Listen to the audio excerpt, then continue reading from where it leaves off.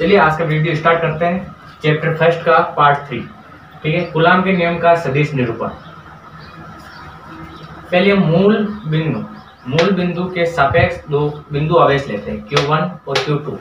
ठीक है, उनकी स्थिति सदिश Q1 के लिए R1 सदिश और Q2 के लिए R2 सदिश होता है। ठीक है, तो हमें Q2 पर एक बल कार्य करता है, यानी Q1 से Q2 पर एक बल लगता है जिसे F21 से प्रेजेंट करते हैं। ठीक है, वो एक दिशा में लग रहा है इसलिए हम ऊपर सदिश लगा देते हैं। और इसी तरह Q1 पर Q2 बल कार्य करता है, यानी सदिश F12। ठीक है, इनके मध्य की दूरी हम चाहे R2 में से R1 घटाए, चाहे R1 में से R2 घटाए, जब इनका मॉडुलस ले लेते हैं तो इन दोनों का परिणाम समान आता है। और ये एक कूलाम मतलब सदिश नियम भी है। R2 सदिश माइनस R1 सदिश का मॉडुलस बराबर R1 सदिश माइनस R2 सदिश का मॉडुलस, यानी इनका परिणाम बराबर होता है। ये क्लास 11th में ही है और आपने पढ़ भी रखा होगा। ठीक है, अब चलिए आगे देखते हैं। आवेश Q2 पर Q1 के कारण लगने वाला विद्युत बल जो होगा कि F सदिश 21 बराबर 1/4 pi epsilon not Q1 Q2 upon R सदिश, तो कि 21 लेंगे हम क्योंकि ये इस साइड की दिशा में ले रहे हैं इसलिए, और R कैप 21 जो कि एक दिशा को प्रेजेंट करता है, क्योंकि F बल जो कि एक दिशा की ओर लग रहा है। चलिए अब आगे देखते हैं।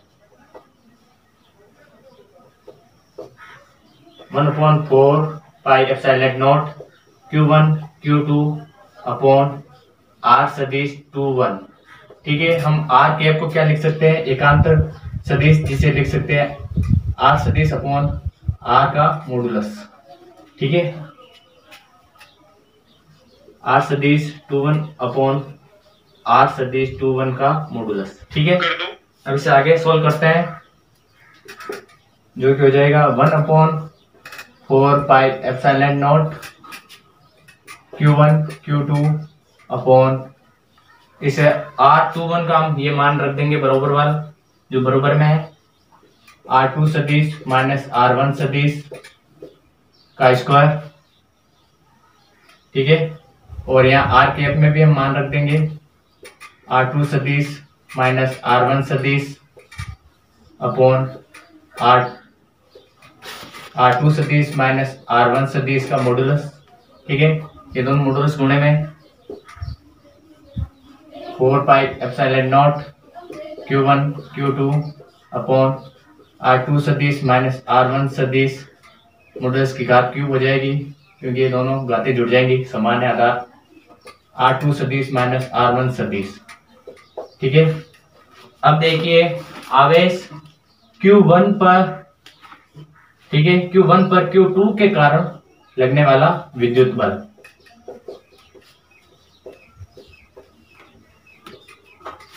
जो कि हो जाएगा F12 सदिश बराबर 1/4 pi epsilon not Q1 Q2 upon, इसमें हम डायरेक्ट मान रख देंगे ये R12 का। ठीक है, R1 माइनस सदिश अपॉन R2 का स्क्वायर, मॉडुलस का स्क्वायर, और R कैप का भी मान डायरेक्ट रख देंगे R1 माइनस सदिश R2 सदिश का स्क्वायर अपॉन R1 माइनस सदिश R2 सदिश का मॉडुलस। जैसा कि हमने अभी बताया है कि R2 माइनस 1 और R1 माइनस R2 सदिश दोनों के मॉडुलस का परिणाम समान होता है। ठीक है, तो हम यहाँ पर ये मान रख देंगे R2 माइनस R1 सदिश का। ठीक है,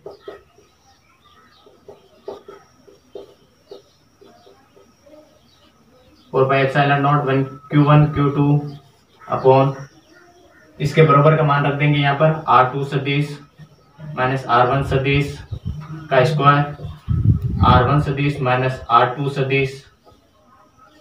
ठीक है, तो यहाँ पर भी हम मॉडुलस में मान रख देंगे R2 सदिश माइनस R1 सदिश। ठीक है, चलिए अब आगे देखते हैं। इसमें मान रख दिया, अब आगे सॉल्व करते हैं। F12 सदिश बराबर 1/4 pi epsilon not Q1 Q2 upon R2 सदिश माइनस R1 सदिश का मॉडुलस का क्यूब, यहाँ हो जाएगा R1 सदिश माइनस R2 सदिश। ठीक है, अब जैसा कि ये समीकरण नंबर इसको दे देते हैं हम 1, ठीक है, और इसे समीकरण नंबर 2 दे देते हैं। अब देखिए हम समीकरण नंबर 2 में यहाँ से माइनस कॉमन ले लेते हैं, ठीक है, यानी माइनस बाहर ले लेते हैं।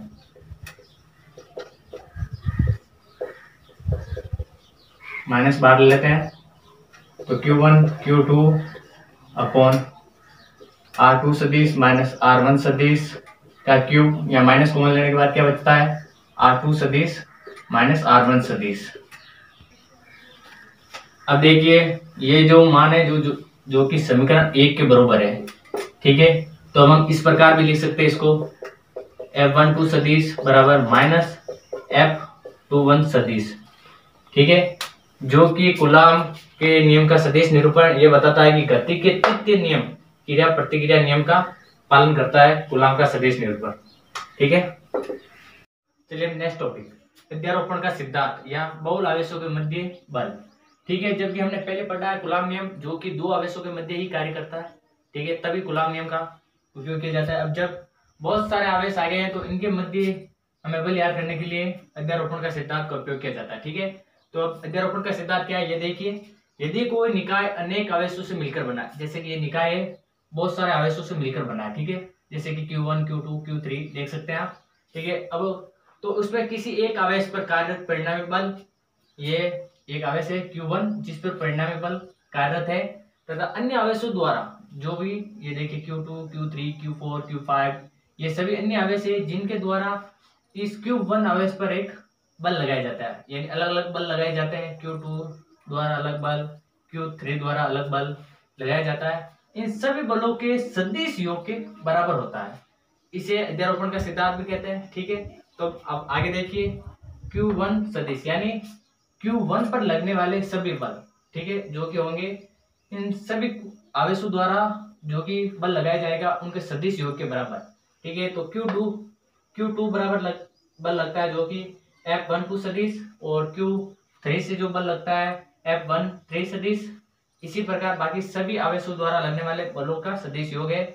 जैसे कि हमने पढ़ा है कूलॉम नियम, तो हम इसे कूलॉम नियम में व्यक्त कर देते हैं, और जैसे कि आप देख सकते हैं F12 सदिश को 1/4 pi epsilon not Q1 Q2 R12 सदिश का स्क्वायर R12 का कैप, इसी प्रकार ये बाकी, और इसी प्रकार ठेठ n तक जितने भी बहुल आवेश है उन सभी और जितने लिख देते हैं। फिर इन सभी में से 1/4 पाई एप्सिलॉन नॉट और Q1 कॉमन ले लेते हैं, ठीक है, और बाकी आप देख लीजिए जो बचता है उसे पीछे कोष्टक में लिख देते हैं। फिर इन सब को हम लिख सकते हैं F1 सदिश बराबर 1/4 epsilon not Q1 summation I से 2 से n तक, यानी जो आवेश से स्टार्टिंग आवेश यानी 2 से आवेश होकर स्टार्ट आवेश n तक कितने भी आवेशों द्वारा जो बल लगता है उसे लिख देते हैं। फिर QI यानी I की जगह हम जो आवेश है कितने आवेश है उन सभी का मान रख देते हैं। फिर R1I सदिश इसका स्क्वायर R कैप 1I, ठीक है, अब इसे अध्यारोपण का सिद्धांत कहते हैं। नेक्स्ट टॉपिक विद्युत क्षेत्र। तो चलिए देखते हैं, जैसे ये कोई आवेश Q है, ठीक है, तो इसके चारों ओर का कोई क्षेत्र है माना, ठीक है,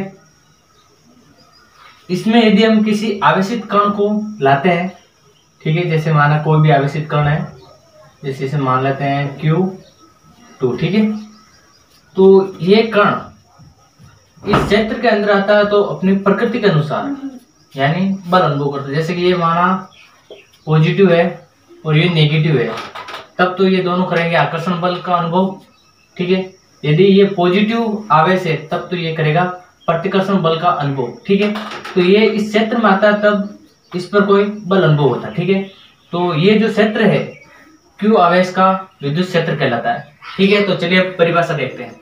विद्युत क्षेत्र किसी आवेश के चारों ओर का वह क्षेत्र, ठीक है, ये कोई आवेश है जिसके चारों ओर का ये कोई क्षेत्र है जिसके अंतर्गत अन्य आवेशित कण यानी ये आवेशित कण Q2 है, ठीक है, जो अपनी प्रकृति के अनुसार, ठीक है, आकर्षण अथवा प्रतिकर्षण बल का अनुभव करता है, ठीक है, यदि दोनों पॉजिटिव हुए तब तो होगा प्रतिकर्षण, यदि पॉजिटिव या नेगेटिव हुआ तब तो होगा आकर्षण बल।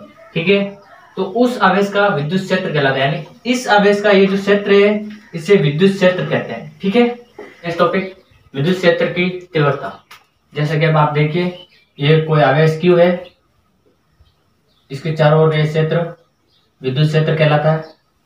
ठीक है, इसमें यदि कोई आवेश रखा है विद्युत क्षेत्र के बाहर यानी Q0, जिसे हमें विद्युत क्षेत्र के अंदर लाने में लगाना पड़ेगा एक बल, जिसे हम F सदिश से प्रेजेंट करते हैं। ठीक है, तो अब देखिए आप विद्युत क्षेत्र की परिभाषा। यदि विद्युत क्षेत्र में किसी बिंदु पर रखे प्रेरक्षण आवेश, यानी ये प्रेरक्षण आवेश है Q0, जिस पर लगने वाला विद्युत बल, Q0 को विद्युत क्षेत्र में लाने के लिए हम एक बल लगाते हैं जिसे F सदिश से प्रेजेंट करते हैं। ठीक है, तो अब विद्युत क्षेत्र पर लगने वाला बल और प्रेरक्षण आवेश के अनुपात को विद्युत क्षेत्र की तीव्रता कहते हैं, जिसे प्रेजेंट करते हैं E सदिश से। ठीक है, अब परिशुद्ध रूप क्या है? परिशुद्ध रूप मतलब Q0 का न्यूनतम मान, Q0 का न्यूनतम यानी सूक्ष्म मान के लिए हमें न्यूनतम रूप या परिशुद्ध रूप लिखते हैं, जिसे लिमिट प्रेजेंट करते हैं, यानी लिमिट लगाकर उस रूप को लिखते हैं। Q0 शून्य की ओर अग्रसर है। ठीक है, जिसे F सदिश नहीं E सदिश बराबर लिमिट Q0 0 की ओर अग्रसर F सदिश अपॉन Q0। ठीक है, अब विद्युत क्षेत्र की तीव्रता की जो इकाई होती है वो होती है न्यूटन अपॉन कूलम्ब, और V में सूत्र होता है m1 L1 T की पावर -3 A की पावर -1। ठीक है,